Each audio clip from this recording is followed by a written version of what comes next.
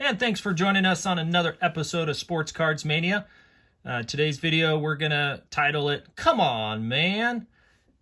And the reason for that discussion is going to be centered around Mac Jones. So, as you guys very well know, the card industry is pretty wild at times. And this is just kind of one prime example that I'm going to show you today to maybe want to pump the brakes a little bit and not get into chasing the crazy market and thinking that I have to go out and buy Mac Jones cards at crazy prices that we're seeing right now.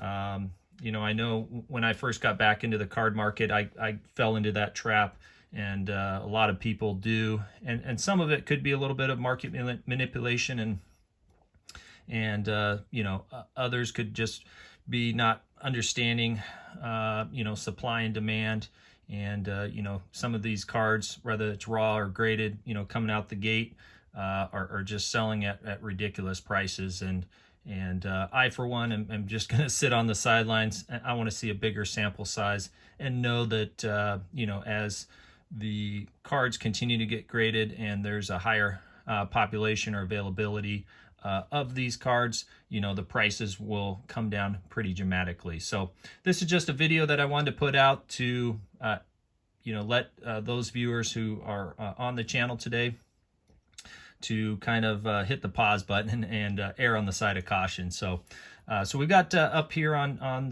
my computer just some of the basic stats of Mac Jones, and you guys can kind of form your own opinion as far as is he the next rookie quarterback to basically be worthy of some of these prices that we're seeing right now. So as you can see here, he's out of the rookie quarterback class, I would say he's probably in the best position in terms of a quality team, of course, on the Patriots. They've got a stout defense, and so that's, in my opinion, has been part of the success. He's got integrated into a good system. He's got a high efficiency rating for the most part. You can see here he's got 2,500 yards, 14 touchdowns, 8 interceptions, and you can see the respective kind of tier of where he falls within the quarterback class. So I would say, when you look at just some of the other quarterbacks, at least in this rookie class, he's probably at the top of the list when you compare him to Trevor Lawrence, who's got 1,900 yards, 8 touchdowns, 9 interceptions. But as we know, he's on a terrible team, so he's not in a good position to succeed at this point. Same thing with Justin Fields, 1,200 yards. His TD to interception ratios, not that great, of course. And then you got Zach Wilson, who, of course, is injured, but I felt has showed a little bit of promise as well, and look forward to seeing what he can do. But you can see his stats probably similar to Justin Fields. Same thing, he's not on a good team, so it's going to take him a little bit longer to develop and see what kind of supporting cast he can get behind him. And then I pulled up just some of the quarterbacks as a whole, just to kind of show you, where he stands positionally, of all the veteran quarterbacks as well. And you can see here, he's quite a ways down the list. This is on the touchdown comparison. His completion ratio, if I click on that, you can see,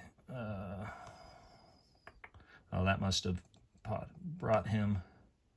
There we go. Let me get it fixed back up. But let's see here. So let's zoom in.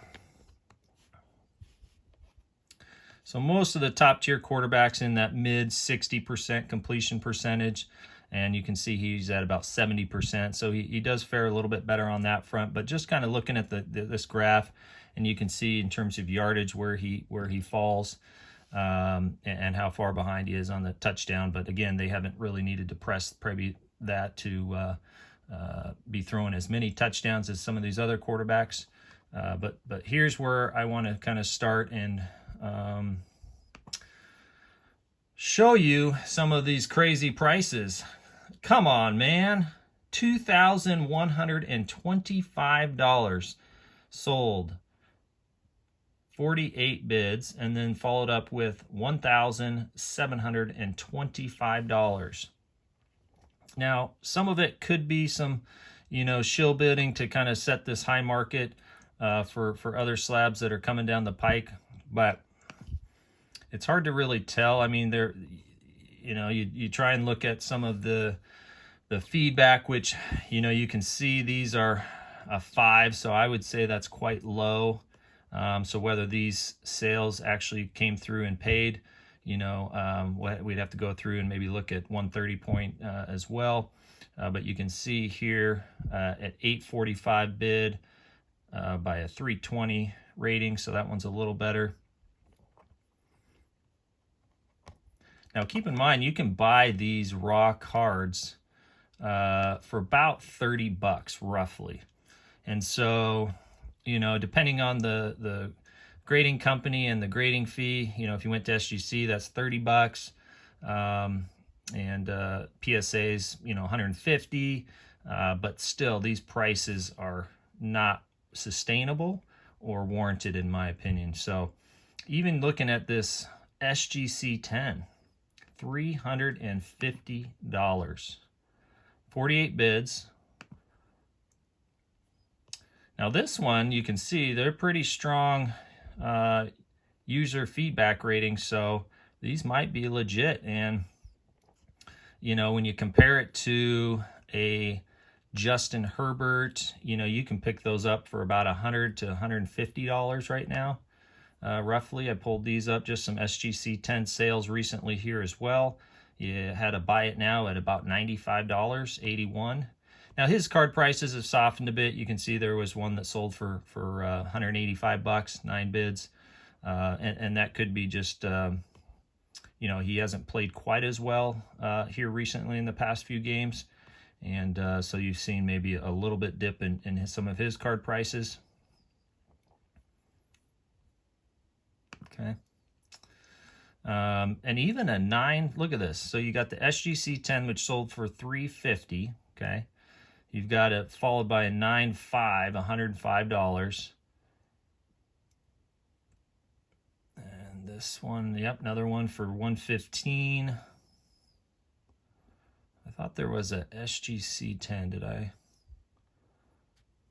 Let's continue to go up.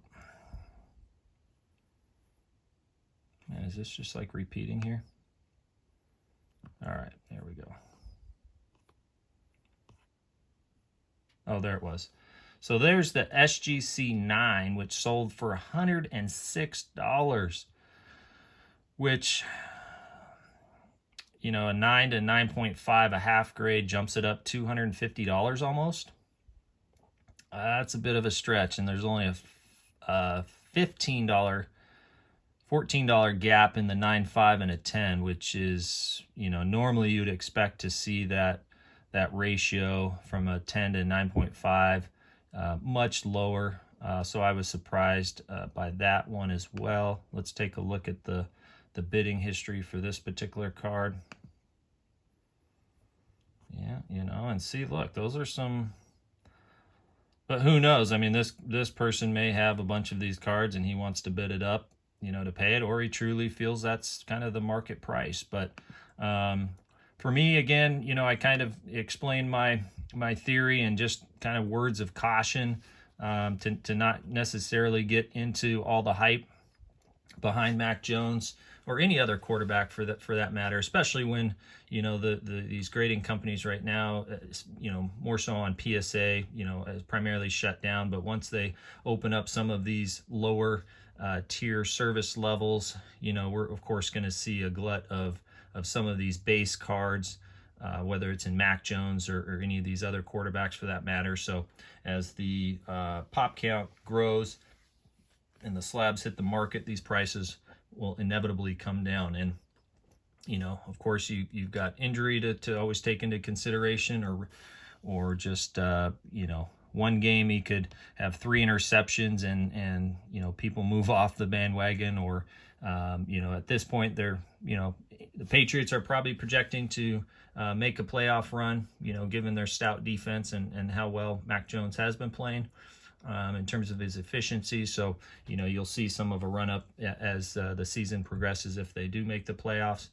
But even then, I personally don't think these prices are going to be sustainable, and just be careful. And I will be in kind of the wait and see game for myself, but happy to, always like chasing and finding that next, sleeper quarterback within a rookie class. So it is fun, if you were on the flip side and had some of these cards yourself that were graded and would be able to capitalize on this pent-up demand and capture on these high returns.